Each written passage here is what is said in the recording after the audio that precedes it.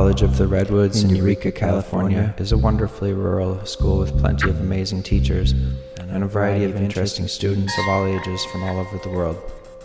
However, during my days at CR, I noticed that the students who lived in the dorms were only given the option of eating at the school cafeteria, since there are no stores for miles. Most of them had all their financial aid money tied up in their apartment and their CR dining debit card, and were forced to eat the tasty but unhealthy food the cafeteria served.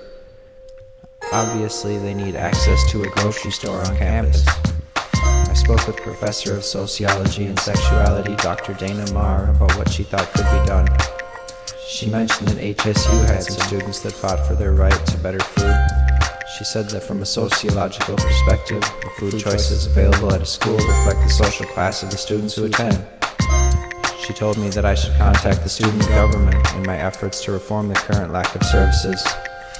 Some of the great ideas she had were installing one large community kitchen for all the dorm residents and using vegetables all grown at the CR farm in the cafeteria. To put it simply, our school should be more hospitable to those who come to CR for an education. The first thing to consider is why students from all over California choose to attend CR. A brief stroll around the campus makes clear this point. Surrounded by majestic redwood trees with an ocean view, it's certainly one of the prettiest colleges in California. There are plenty of deer roaming the campus, and the flowers are alive with hummingbirds and bright colors. The cafeteria is actually quite nice, sporting a giant salad bar, healthy soups, and a variety of delicious hot meals.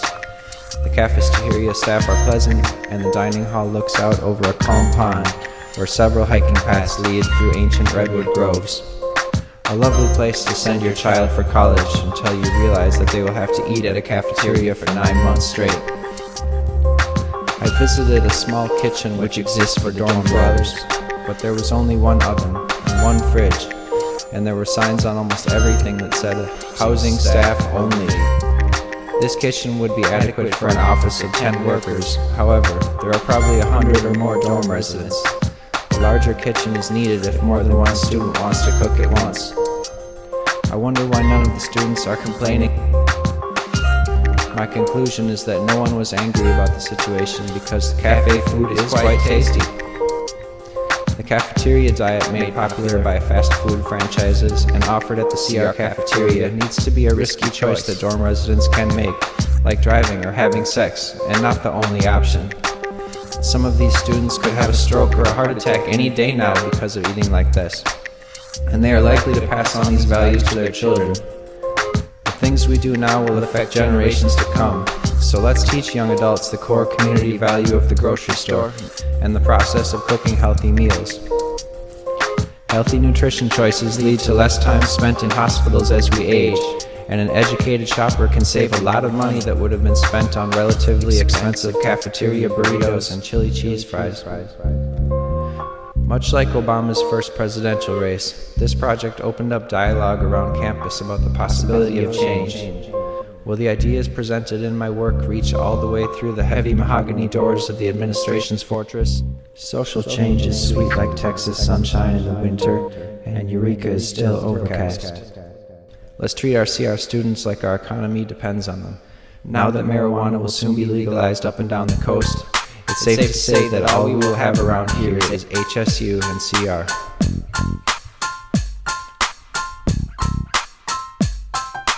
The first step is to convert at least one dorm apartment into a kitchen.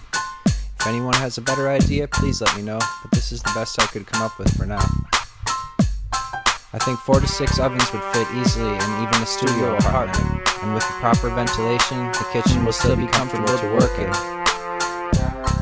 Just imagine it's a crisp autumn day, and you wake up and jog a couple miles through the forest, then stop at the grocery store, pick up ingredients, and go to the community kitchen to make yourself some omelets prepared exactly how you like.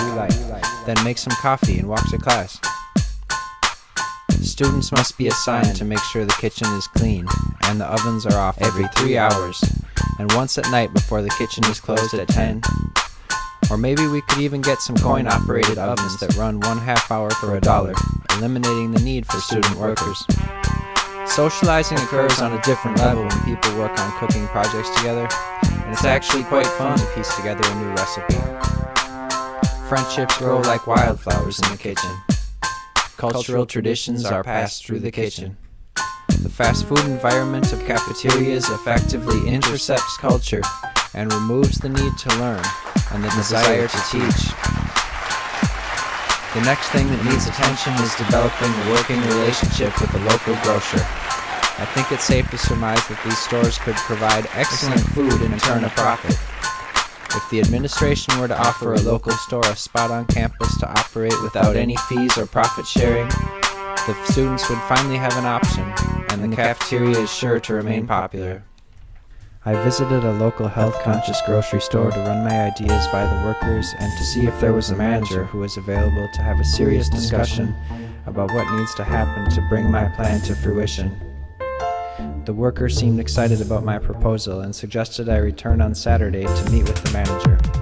The College of the Redwoods is located in an absolutely gorgeous part of California, and they deserve the fine reputation they have as a top-notch school. The addition of a small grocery store on campus will coincide well with the new buildings that have recently been built.